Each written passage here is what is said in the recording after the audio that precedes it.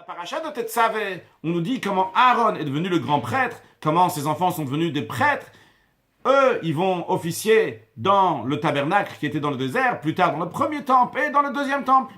Maintenant, nous attendons le troisième temple, que Dieu va nous amener du ciel. Dès que ce temple-là va arriver, et ça peut être très très vite, ça veut dire dans le prochain quart d'heure qu'on est déjà là-bas dans le temple, et on aura besoin des Kohanim, des prêtres qui vont commencer à officier et faire tout ce qu'il faut faire.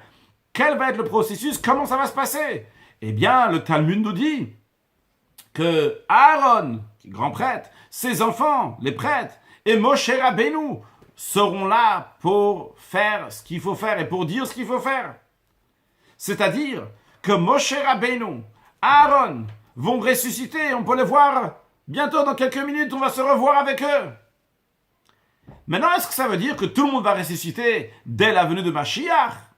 La réponse est non, c'est pas obligé. Il est écrit qu'il y a deux étapes de résurrection.